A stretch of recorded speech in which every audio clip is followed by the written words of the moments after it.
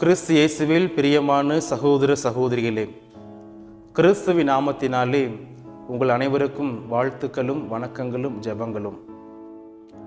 யோவான் நற்செய்தியில் நிறைய சிறப்பு அம்சங்கள் உண்டு. அதில் ஒன்று ஆங்கிலத்திலே ஐ ஸ்டேட்மெண்ட்ஸ் என்று சொல்வார்கள். நான் என்ற வாக்கியம். வாழ்வு தரும் உணவு நானே, உலகின் ஒளி நானே, உயிர் தெழுதலும் வாழ்வும் நானே, வழியும் உண்மையும் வாழ்வும் நானே, உண்மையான திராட்சை செடி நானே, நல்ல ஆய நானே என்று ஆண்டவர் இயேசு கிறிஸ்து சொல்கின்றார். இதில் ஆண்டவர் இயேசு கிறிஸ்துவின் அன்பும் இரக்கமும் நிரம்பி வழிகின்றது. நானே நல்ல ஆயன் என்று சொல்கின்ற பொழுது வழி நடத்துபவராக, நானே உலகின் ஒளி என்று சொல்கின்ற பொழுது கிறிஸ்துவே உலகின் ஒளியாக, யாரெல்லாம் நம்பிக்கை கொள்கின்றார்களோ அவர்கள் அனைவரையுமே நல்வழி நடத்தி செல்லக்கூடியவராக ஆண்டவர் இயேசு கிறிஸ்து இருக்கின்றார். ஆண்டவர் இயேசு கிறிஸ்துவின் மீது நம்பிக்கை கொள்ளக்கூடிய ஒவ்வொருவருக்கும் ஒளியை தரக்கூடியவராக, உயிர்ப்பு என்னும் உன்னத கொடையை தரக்கூடியவராக, கடவுளோடு இணைந்து வாழக்கூடிய வரத்தை தரக்கூடியவராக ஆண்டவர் இயேசு கிறிஸ்து விளங்குகின்றார். இதோ இந்த நாளிலே பாஸ்க காலத்தின் 4ஆம் ஞாயிறு வழிபாட்டை நாம் நல்லாயின் ஞாயிறாக கொண்டாடுகின்றோம். நற்செய்தி வாசகத்திலே நல்ல ஆய நானே, என் ஆடுகளுக்காக நான் என் உயிரை கொடுக்கின்றேன் என்று ஆண்டவர் இயேசு கிறிஸ்து சொல்கின்றார். இந்த நாளிலே நல்ல ஆயனை பற்றி நாம் சிந்திக்க சிறப்பாக அழைக்கப்பட்டிருக்கின்றோம். விவிலியத்திலே இந்த ஆயர் எப்படி வந்தது என்று பார்க்கின்ற பொழுது, பழைய ஏற்பாட்டிலே இஸ்ரேல் மக்கள், கடவுளால் தேர்ந்தெடுக்கப்பட்ட இஸ்ரேல் மக்கள் ஆடு மேய்க்கக்கூடிய, கால்நடைகளை மேய்க்கக்கூடிய ஒரு தொழிலை செய்து வந்தார்கள். ஆபேல் தொடங்கி ஆபேல், மோசே, ஆபிரகாம், அவரை தொடர்ந்து தாவீது, இன்னும் இஸ்ரேல் மக்களுடைய வாழ்க்கையுடைய பின்புலத்தை பார்க்கின்ற பொழுது அவர்கள் கால்நடைகளை மேய்க்கக்கூடியவர்களாக இருக்கின்றார்கள். எவ்வாறு கால்நடைகள் ஆடுகளை வழிநடத்தி செல்கின்ற பொழுது ஆயனுடைய குரலுக்கு அவை செவி கொடுக்கின்றதோ, அதுபோல தாங்கள் வழிபடக்கூடிய இறைவனை உயர் ஆயராக பார்த்தார்கள். அதை தான் நான் திருப்பாடல் 23ஆம் அதிகாரம் 1வது இறைவு சென்று வாசிக்கின்றோம். தாவீது அரசு இவ்வாறு கூறுவார், ஆண்டவர் என் ஆயர், எனக்கேதும் குறையில்லை என்று சொல்லி பாடுகின்றார். ஆக கடவுளை ஆயராக கொண்டு வழிபடக்கூடிய இனம் இஸ்ரேல் இனமாக இருக்கின்றது. இஸ்ரேல் இனம் மட்டுமல்ல, கடவுளை ஆயராக பார்க்கக்கூடிய அந்த பண்பு எல்லோரிடத்திலும் இருப்பதை நாம் பார்க்கின்றோம். நற்செய்தி வாசகத்திலே நல்ல ஆயன், கூலிக்கு வேலை செய்யக்கூடிய ஆயர்களை பற்றி ஆண்டவர் இயேசு நமக்கு சொல்கின்றார். நல்ல ஆயர் என்பவர் யார்? கூலிக்கு வேலை செய்பவர் யார்? நல்ல ஆயர் என்பவர் ஆடுகளை வழிநடத்தி செல்லக்கூடிய, மந்தையை வழிநடத்தி செல்லக்கூடிய, முன்னின்று வழிநடத்தக்கூடியவராக இருக்கின்றார். ஆனால் கூலிக்கு வேலை பார்ப்பவர் ஆடுகளை முன்னே விட்டு இவரை பின்னே செல்லக்கூடியவராக, ஒரு துன்பம் வருகின்ற பொழுது அந்த ஆடுகளில் அப்படி விட்டு விட்டு செல்லக்கூடியவர்களாக இருக்கின்றார்கள். இதைதான் விவிலியத்திலே போலி இறைவாக்கினர்கள் என்று, போலி ஆயர்கள் என்று சித்தரிக்கப்படுகின்றது. நல்ல ஆயர், போலியான ஆயர் என்பதை பற்றி எசேக்கியேல் இறைவாக்கினர் 34ஆம் அதிகாரத்தில் நாம் இவ்வாறு வாசிக்கின்றோம். யார் போலி இறைவாக்கினர்? யார் போலி இறைவாக்கினர்கள்? யார் போலி ஆயர்? எசேக்கியேல் 34ஆம் அதிகாரம் 1 முதல் 9 வரை உள்ள இறைவாசகங்களை எடுத்து வாசிக்கின்ற பொழுது போலி ஆயர்களை பற்றி மிக அழகாக குறிப்பிடப்பட்டிருக்கின்றது. மந்தையை மேய்க்காமல் தங்களையே மேய்த்து கொண்டு, நலிவுற்றவற்றை திடப்படுத்தாமல், காயப்படுவதற்கு கட்டுப்போடாமல் இருக்கின்றவர்கள்தான் போலி ஆயர்களாக இருக்கின்றார்கள். அதிலும் குறிப்பாக எசேக்கியேல் 34ஆம் அதிகாரம் இறைவசனம் 8 எடுத்து வாசிக்கின்ற பொழுது, நீங்கள் மந்தையை தேடவில்லை, நீங்கள் மந்தையை மேய்க்கவும் இல்லை, மாறாக கொழுத்து உண்கிறீர்கள், மந்தையை பேணி பாதுகாக்காமல், மந்தையை பார்க்காமல் உங்களையே நீங்கள் பாதுகாத்துக் கொள்கிறீர்கள், உங்களையே நீங்கள் காத்துக் கொள்கின்றீர்கள் என்று போலி ஆயர்களை பற்றி எசேக்கியேல் சுட்டி காண்பிக்கின்றார். பழைய ஏற்பாட்டில் மட்டுமல்ல, இயேசு வாழ்ந்த காலத்திலும் மக்களை வழிநடத்தக்கூடிய அந்த பரிசேயர்கள், சதுசேயர், சட்ட வல்லுநர்கள் மக்களுக்கு எது தேவை என்பதை உணர்ந்து செயல்படாமல், அவர்களுக்கு எது நல்லது, அவர்களுக்கு எது சிறந்தது என்பதை மட்டுமே நாடக்கூடிய ஒரு சுயநலவாதிகளாக தான் அந்த யூத தலைவர்கள் இருந்திருக்கின்றார்கள். அந்த பின்புலத்தில் தான் ஆண்டவர் இயேசு கிறிஸ்து நல்ல ஆய நானே என்று சொல்வதை நாம் பார்க்கின்றோம். ஆக நல்ல ஆயன் எப்படி இருக்க வேண்டும் என்பதற்கு இயேசு கிறிஸ்து ஒரு சிறந்த உதாரணமாக இருக்கின்றார். இயேசு கிறிஸ்து ஒரு சிறந்த உதாரணம் என்று சொல்கின்ற பொழுது எந்த வகையிலெல்லாம் இயேசு கிறிஸ்து நமக்கு சிறந்த உதாரணமாக இருக்கின்றார்? ஒன்று, ஆடுகளை அறிந்தவராக, ஆடுகளின் தேவைகளை பூர்த்தி செய்பவராக, அந்த ஆடுகளுக்காக தன் உயிரை கொடுப்பவராக நல்லாயன் இருக்கின்றார் என்பதை சுட்டி காண்பிக்கின்றது.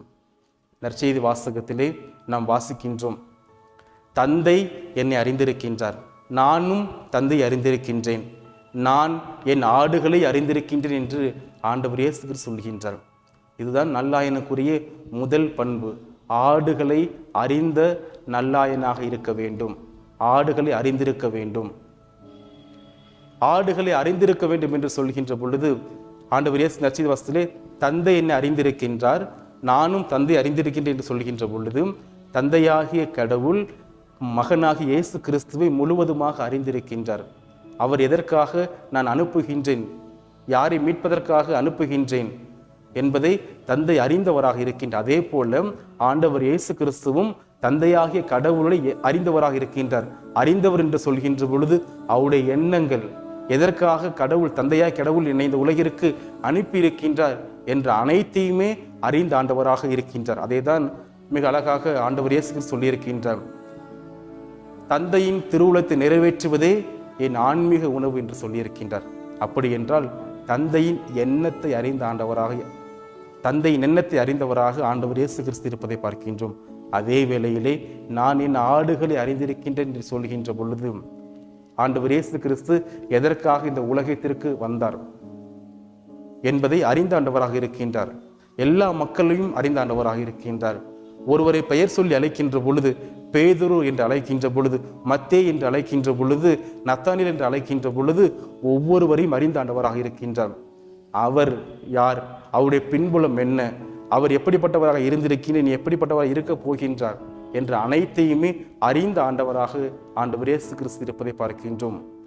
அறிதல் என்ற கிரேக்க எபிரேய மொழிக்கு அன்பு செய்தல் என்று பொருள்படும் என்று சொல்வார்கள். அறிந்திருத்தல் என்றால் அவரை முழுமையாக அன்பு செய்வதற்கு சமமாக இருக்கின்றது. ஆண்டவர் இயேசு கிறிஸ்துவும் கூட இந்த ஒவ்வொருவரையும் அறிந்த ஆண்டவராக இருக்கின்றார் என்று சொல்கின்ற பொழுது எல்லோரையும் அன்பு செய்யக்கூடிய ஆண்டவராக, எல்லோரையும் நிறைவாக அன்பு செய்யக்கூடிய ஆண்டவராக, ஏற்றுக்கொள்ளக்கூடிய ஆண்டவராக ஆண்டவர் இயேசு கிறிஸ்து இருப்பதை நாம் பார்க்கின்றோம்.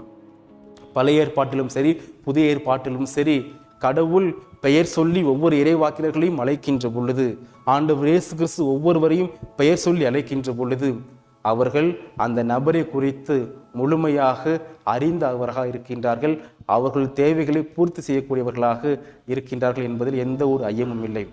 ஆக நாம் ஒருவரை பெயர் சொல்லி அழைக்கின்றோம் என்றால் அவரை முழுமையாக அறிதலுக்கு சமமாக இருக்கின்றது. ஆனால் வழக்கமாக நாம் பார்க்கின்ற பொழுது உன்னை எனக்கு தெரியாதா, நீ எப்படி இருந்து எனக்கு தெரியாதா என்று பொதுவாக சொல்வோம். ஆனால் அது முழுமையாக அவர்களை அறிந்ததற்கு சமமாக இருக்காது. ஒருவரை அறிந்திருக்கின்றோம், உன்னை பற்றி எனக்கு தெரியும் என்று சொல்கின்றோம் என்றால் அவருடைய எண்ணங்கள், அவருடைய பின்புலம் அனைத்தையும் அறிந்தவராக இருப்பதுதான் சால சிறந்தது. ஆக நல்லாயன் என்பது வெறுமனே நான் உன்னை பற்றி எனக்கு தெரியாதா என்று சொல்வதில் அல்ல, மாறாக அவரை முழுமையாக அறிந்திருத்தல், அவருடைய எண்ணங்கள், அவருடைய செயல்கள், அவருடைய நிறை குறைகள் அனைத்தையும் அறிந்தவராக இருக்க வேண்டும். அதுதான் நல்லாயனுக்குரிய ஒரு முதன்மையான பண்பாக இருக்கின்றது. நல்லாயனுக்குரிய இரண்டாவது பண்பு ஆடுகளின் தேவைகளை பூர்த்தி செய்தல். விவிலியத்தில் நாம் வாசிக்கின்றோம், ஆண்டவர் சென்றமிடமெல்லாம் நன்மைகளே செய்து கொண்டே சென்றார் என்று வாசிக்கின்றோம். ஒவ்வொருவரின் தேவைகளை அறிந்த ஆண்டவராக இருக்கின்றார். யாரெல்லாம் அவரை நோக்கி நம்பிக்கையோடு வந்தார்களோ அவர்கள் அனைவரின் தேவைகளையும் நிவர்த்தி செய்யக்கூடிய ஆண்டவராக நல்லாயன் இருப்பதை நாம் பார்க்கின்றோம். கானாவூர் திருமணத்திலே ரசம் தீர்ந்து விட்டது என்று அறிந்த உடனே அங்கே அன்னை மரியாளுடைய வார்த்தைக்கு கீழ்ப்படிந்து அங்கே அவர் முதல் புதுமை நிறைவேற்றுவதை பார்க்கின்றோம். பார்வையற்ற பர்த்திமேயுக்கு பார்வை அளிக்கின்றார், பெரும்பாலும் உள்ள பெண்ணை குணமாக்குகின்றார். அதே போல முடக்குவாதம் முற்றோர் நடக்க வைத்திருக்கின்றார், பேய் பிடித்த ஒவ்வொருவரையும் குணமாக்கி இருக்கின்றார்.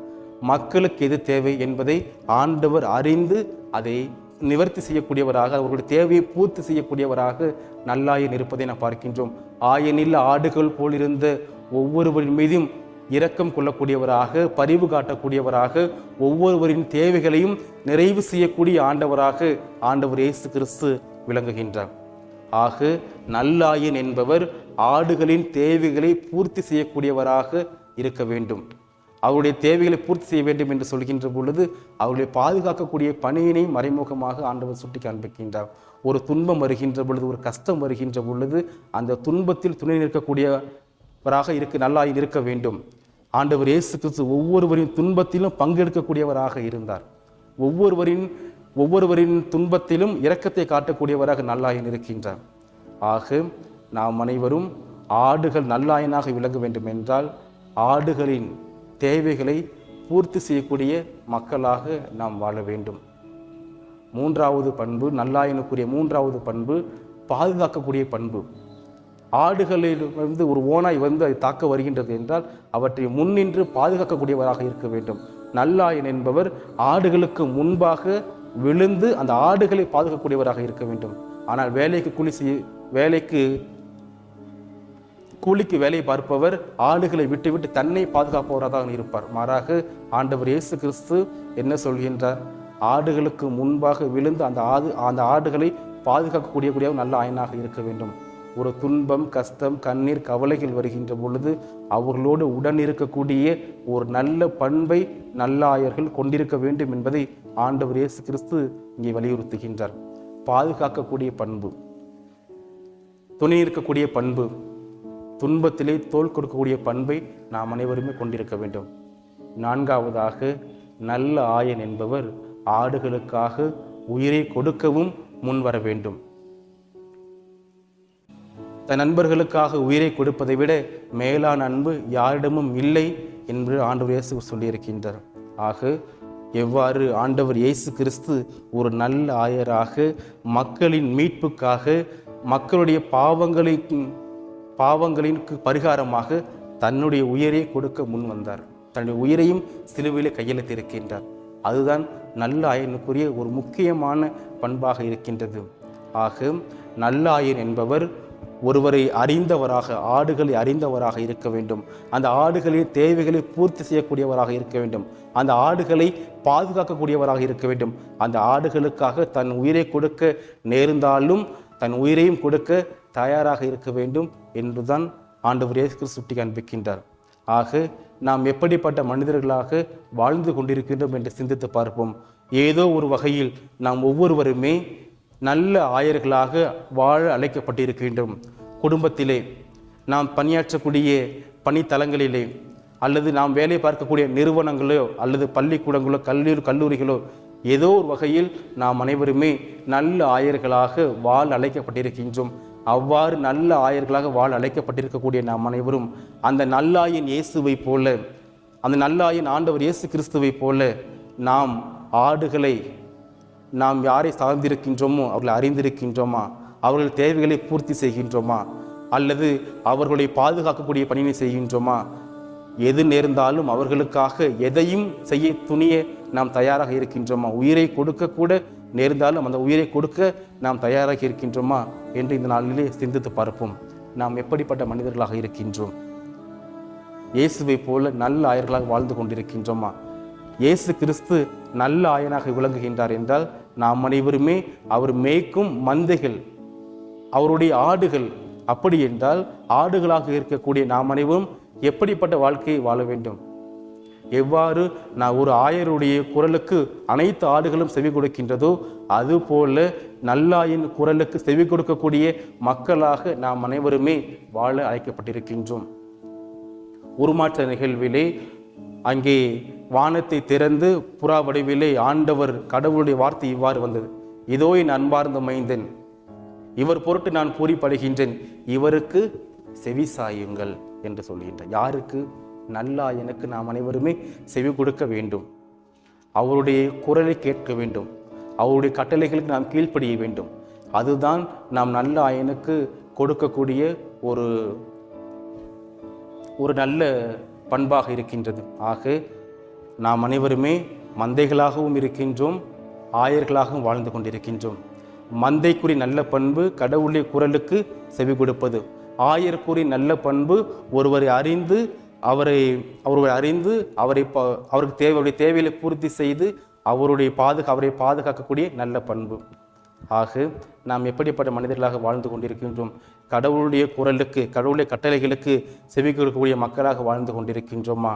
நல்ல ஆயனை போல ஒருவரை அறிந்து அன்பு செய்து புரிந்து ஏற்றுக்கொண்டு எல்லாவற்றுக்கும் மேலாக அவருடைய தேவைகளை பூர்த்தி செய்யக்கூடிய மக்களாக வாழ்ந்து கொண்டிருக்கின்றோமா என்று இந்த நாளில் சிந்தித்து பார்ப்போம். நல்லாயன் வழியை பின்பற்றி நாமும் நல்ல ஆயர்களாக வாழ்வோம். நல்ல மனிதர்களை, நல்ல மனித சமுதாயத்தை உருவாக்கும் என்ற சிந்தனையோடு தொடர்ந்து இந்த நாள் முழுவதும் நல்லாயனை நோக்கி மன்றாடுவோம். நல்லாயனாம் இயேசு நம் ஒவ்வொருவரையும் நிறைவாக ஆசீர்வதிக்கட்டும். ஆமென்.